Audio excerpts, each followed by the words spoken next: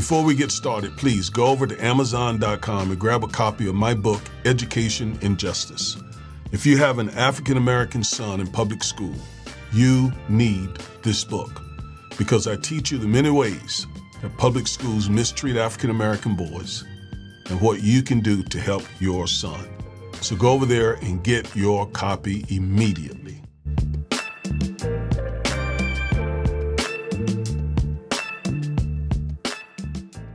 All right, folks. So let me just tell you this off the bat. I didn't know if this was going to be the case, but I think we are far enough along in the Trump 2.0 administration where I can safely say that SCOTUS is not going to save us.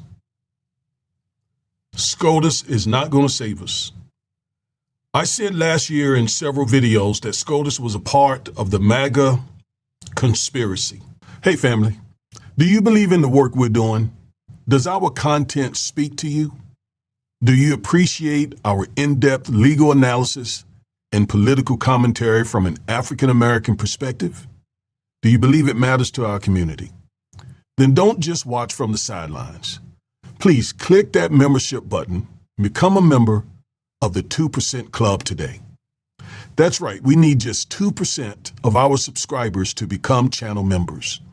For just $4.99 a month, that's less than 20 cents a day, you'll help us keep creating powerful content that defends our democracy, demands justice, and develops a strong African-American community. But if you want more, at $9.99 a month, which is only 33 cents a day, you'll get access to exclusive members-only live streams, bonus content, and behind-the-scenes updates. And for just $14.99 a month, which is under 50 cents a day, our top-tier members get access to live Zoom calls, strategy sessions, and a direct voice in shaping this movement. We're not just building a YouTube channel. Folks, we're building a movement based on righteousness and justice, just what our community needs in a time of disinformation and division. So if you believe in what we're doing, click the membership button and join now. Become a member of the 2% Club today. Let's build something powerful together. But I held out hope. I held out hope this year at the beginning of the Trump administration because SCOTUS stepped in at least once, twice, and said, okay, Trump, that's enough. But they haven't done much more since then. They're kind of rubber stamping a lot of what Trump is asking for. And he knows this. And that's why no matter what any court does, he knows if he can just get it in front of the 6 conservative justices, he knows that he has a better than good chance of winning. They're doing it all on something that I explained in a couple of videos the other day, something called the emergency docket, the shadow docket. And this is where Trump just simply files some kind of an emergency application asking for a stay or an injunction or something when a lower court or a circuit court has ruled against him. And they almost always approve the application and tell him, yes, go ahead and do what you want to do, at least for now, until they hear the case on the merits. Okay, so they are definitely with him. All right, so let's take a look now at what ruling specifically that I'm talking about. All right, so for example, there are here like 7 rulings that SCOTUS has given to Trump favorably. For example, they allowed him to keep that FTC commissioner off the payroll. They paused billions in foreign aid. Trump wanted that. They approved that, at least temporarily. They approved the continuing roving ICE patrols in California. In other words, the ICE agents can use Latinos' look, race, accent, all of that as a basis for reasonable suspicion to stop them. They approved, at least temporarily, Trump's desire to block $783 million, almost $1 billion in NIH grants, proceed with education, department mass firings, enforce ban on transgender service members, temporarily use the Alien Enemies Act for rapid deportations. So that's quite a bit of a winning streak there for the Trump administration. So they are certainly showing us that they are on Trump's side. So again, I say, they're not going to save us. They're not going to save us. So we're going to look at an article in just a moment where a white lawyer is going to share his thoughts as to why SCOTUS is rubber stamping everything that Trump does. But in terms of the winning streak that Trump has, Justice Jackson has called her colleagues out specifically. She wrote in the NIH versus the American Public Health Association, in her dissenting opinion, she wrote, "There are no fixed rules. We've seen to have two. That one, which is there are no fixed rules, and the other one, this administration always wins." So that is her assessment of her colleagues always enabling Trump to win. So even she called her colleagues out.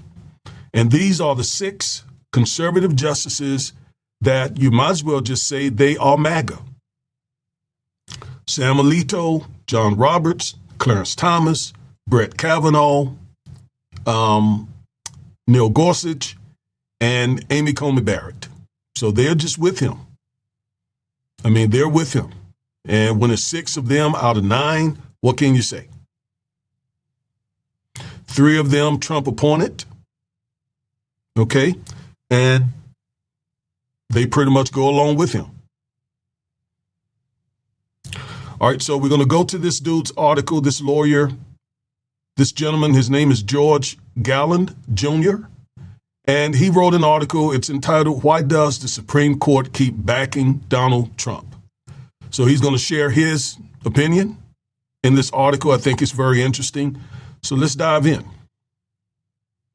So he starts out saying, the nation's highest court recently let U.S. Immigration and Customs Enforcement resume aggressive immigration stops in Los Angeles based on criteria such as speaking Spanish or gathering at locations where day laborers often congregate, simply put, for being Latino and poor. This was the latest and one of the most sinister in a hailstorm of unexplained rulings paralyzing attempts of lower courts to rein in President Donald Trump. All right. Lawyers who comment publicly on the Supreme Court tend to do it politely. I think it's time to stop pulling punches. If you took a secret poll of lower court federal judges, I'd bet 90% would rate most or all of these rulings as wrong, if not lawless. So what's going on? Here are my educated guesses. As a lawyer of 52 years experience, since the majority hasn't yet explained any of these shadow docket rulings, and since they've all had immediate and crushing consequences, the justices can't complain about people guessing why they made them. And he's saying that because we as attorneys, as members of the bar, state bar, I'm part of the Texas state bar. He's a part of the Illinois state bar, and that's a privilege. They can yank our bar cards at any time. One of the rules that most states have is that we respect judges, and especially the justices, which are the highest in our profession. But there's nothing wrong with respectfully sharing why you believe this court, or at least those 6 conservative justices, are complicit with Trump's authoritarian agenda. And I have no equivocations about using the word authoritarian because I read Project 2025. I read the mandate, and it is filled with authoritarian agenda items, such as getting rid of the deep state, such as expanding executive power so that Trump will have a lot of power. Okay, that's what authoritarian is. That's what autocracy is. A government that is pretty much under the control of one person. And we have seen from Project 2025, Trump doing everything from trying to silence comedians, to controlling the content that university professors teach, to going after law firms, all sorts of things to keep his hand firmly in control of everything in American life. That's autocracy. That's authoritarianism. That's fascism. All right, so we're just simply saying, SCOTUS, that it looks like you are a part of implementing this agenda. All right, that's what he's saying. That's what I'm saying. And as he said, he believes 90% of the lower judges would do so. And they have come out in such strong ways that Justice Gorsuch and Kavanaugh basically said to them, to the lower judges, you don't defy us. You do what we say. You follow what we say. And as you see, the country is not in the mood to allow Trump to establish authoritarianism. All right, we have been a democratic country for so long. And we African Americans, we just begin to start to get a good taste of some of these democratic freedoms, like the right to vote and the right to shop wherever we want to shop and live wherever we want to live. That's just been the reality for us over the last 60 years, 60, 70 years. And now, in just one generation, we have an administration that is trying to prop up white supremacy so much that it will go all the way to destroying our democracy and establishing authoritarianism. That doesn't work. That doesn't work. And we saw that last night, for example, when Jimmy Kimmel came back on the air after a week. And, he should have never been taken off the air because we have the First Amendment. He had the right to say what he said, although I thought what he said and when he said it was tasteless, to be honest with you. And I'm not even a Kimmel fan. I don't watch Jimmy Kimmel or Jimmy Fallon. I have other things to do 10:30 at night, and it's not watching those guys with their jokes and a lot of their guests. I just don't. But I do value the First Amendment. And let me say that, as I've said so many times already, the murder and the assassination of Charlie Kirk was, I use the S words, sinful, senseless, sick, and satanic. And I believe that in my heart. Charlie Kirk should be here. He should not have been murdered. It is unfathomable to me that this young man, is no longer on the planet to raise his children and enjoy his wife and life and so on because of things he said, which I disagreed with. I disagree with them. I found them to be both hurtful and harmful. But that did not give anybody the right to take that man's life. That is crazy. I'm tired of all the violence. That is, as a Christian, it goes against my Christian values. That kind of gratuitous violence like that. That is not what we as Christians are instructed to do. And murderer is a very, very serious term in the Christian world. A murderer, the Bible says, hath not eternal life in him. Anybody who hates and murders and all of that is a sick person who is working for the devil. And we just need to stop the violence. I wish Charlie Kirk was here so that he would have the opportunity to grow in areas where he needed to grow in. After all, he's only 31 years old. I'm 63. I was twice his age. And I have grown a lot from where I was at 30 years old. Okay. And he didn't have the chance to grow. And I think he needed to be here so that folks could continue to challenge him and the Lord could continue to teach him. Well, that won't happen now because his life has been taken from him. All right. So please stop the violence. In addition to it being sinful, sick, and senseless and satanic, it's counterproductive. It's counterproductive. It plays into the hand of MAGA. All right, let's stop it. All right, back to this article. This lawyer says, I believe 4 of the justices are deeply influenced by resentment. So here's why he thinks they're backing Trump. He says 4 of them are influenced by resentment, if not hatred, of the Democrats. Clarence Thomas blames them for calling him out about Anita Hill and saying correctly that he's indebted to affirmative action. Samuel Alito blames them because he thinks they've shafted ethnic white people in favor of blacks and Latino people. Witness his seething opinion in the 2009 New Haven firefighters case. Alito and Thomas suspect or outright believe that the Democrats stole the 2020 election. Witness to stop the steel flag Alito allowed to fly over his residence. Neil Gorsuch, he says, likely blames the Democrats for roughing up his mother and in front of Congress when she was Environmental Protection Agency administration. Brett Kavanaugh blames Democrats for revealing his behavior as a teenager. Witness his confirmation hearing rant, essentially calling Christine Blasey Ford's testimony the result of a cabal of sore loser Bill Clinton supporters.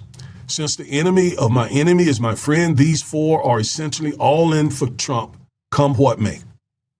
So he believes they're just full of resentment and they hate the Democrats for various reasons. But that doesn't explain John Roberts or Amy Coney Barrett, who seem free of such resentments. I think other forces are at work on them and on the 4 too. So he says, first, they lack empathy. None of them seems bothered by the sadistic cruelty of Trump and his crew. There's no sign they're troubled that the overnight shuttering of the United States Agency, shuttering of the United States Agency for International Development is causing deaths and starvation from abruptly ending food and medical programs in Africa. Foreign aid is a waste of money. Or that thousands of federal employees who served the public for decades lost their livelihoods, sometimes on an hour's notice. We must let the government improve efficiency. Or that masked immigration and customs enforcement agents snatch people off the street and put them on planes for hellhole prisons in Uganda or El Salvador. These people entered our country illegally. Or that years, if not decades, of labor and medical research projects go down the drain when grants are yanked overnight by Elon Musk. Ignoramuses go ask the court or claims for money damages. So those things in paragraph would be their response. Second, Mr. Gallen says, I think all 6 of these justices have an authoritarian streak. Wow. They think the social and political orders need urgent reordering that they feel demands a big man with a largely unhampered power. And we saw that actually in that absolute immunity case that they handed down some years ago, a couple of years ago, I think was it 2024? So maybe last year. And I mean, that was a big case. I was shocked when they handed that case down. And it was a shot across the brow too. I knew at that point, yeah, they're with this. They're with this for sure.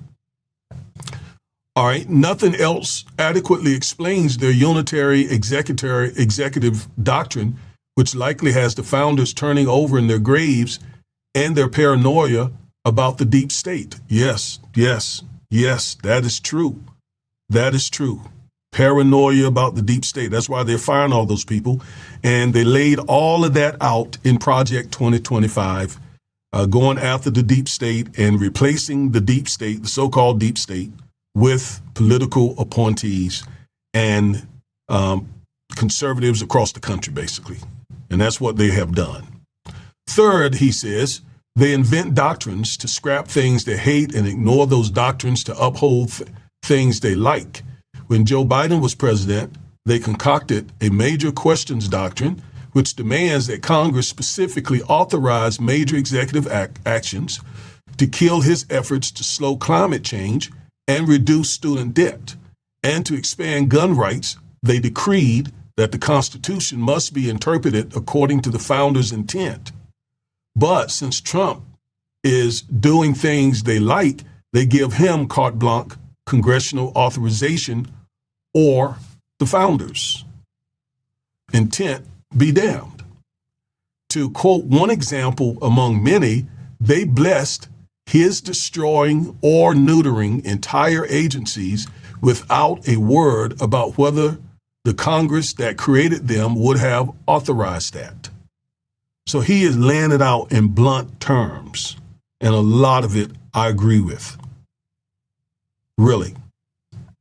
In due course, I expect them to bless Trump's military occupation of blue voting cities without worrying whether the founders or the Congress that passed the statute limiting the use of the military in domestic policing intended to allow such a thing. They didn't.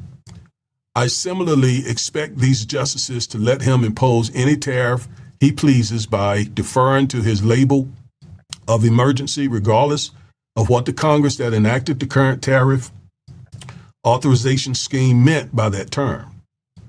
Maybe and hopefully they'll surprise me, but I'm not holding my breath. And I'll predict that they may also allow him to change what is birthright citizenship. And they may also get rid of Section 2 of the Voting Rights Act. So I'm as cynical as he is about SCOTUS these days, because we see a deliberate ideological bent toward what Trump and MAGA are doing. All right, fourth, they sing poor judges of character. They can't deny that Trump promoted a failed coup in 2020, pardoned the Capitol rioters, sexually assaulted E. Jean Carroll. Now, that's him saying that. I don't know enough about that to attest to that. I don't really know about that case, but I just want to put some distance between me and him on that one. Uses his office to enrich himself and his family, slanders enemies in ways that make Joseph McCarthy look polite, changes policies on a whim because someone flatters him, and repeatedly expressed the desire to be a dictator. But I think these justices somehow shrink from accepting his words and actions for what they prove him to be, a danger to the rule of law. Of course, smart and well-educated people across the political spectrum display similar denial and naivete when it comes to politics, but it's gut-wrenching to find these qualities in Supreme Court justices who must judge a president. Amen to that. Again, except for that sexually assaulted E. Jean Carroll. I don't know how he meant that, because a jury did not find him guilty of sexually assault. That's not my understanding. Okay, so I don't know. And finally, I think Roberts and Barrett fear that if they rule against Trump, he'll ignore the rulings. If I'm right about this fear, letting it dictate their votes is a reasonable definition of cowardice. Judges in dozens of countries have let themselves be cowed by authoritarians on the same rationale. It has never ended well, and it won't end well this time. Shame on them all. And again, this is George F. Galland Jr., who is a lawyer, who is of counsel to the Chicago firm of Minor, Barnhill, and Galland. The views expressed are his own. Okay? So I think he lays it out, and he lays it out bluntly. Okay? Not everything he said in here I agree with. Those are his views, but I agree with a lot of it. A lot of it. All right? And somebody need to say it, because SCOTUS really just seems to be promoting an ideological bent and doing whatever they got to do to make that happen.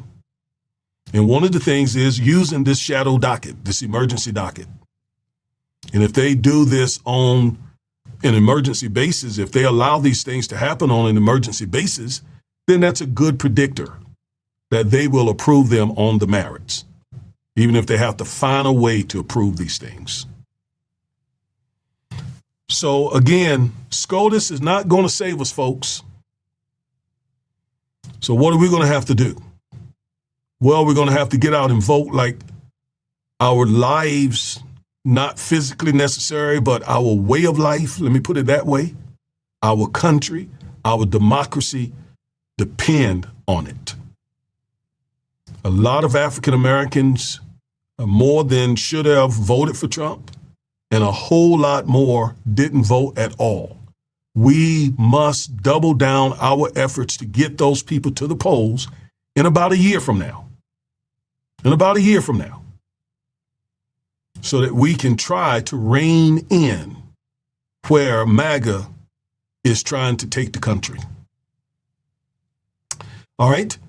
I am Reverend and Civil Rights Attorney Augustus Corbett. Thank you for watching this video. And as always, stay woke.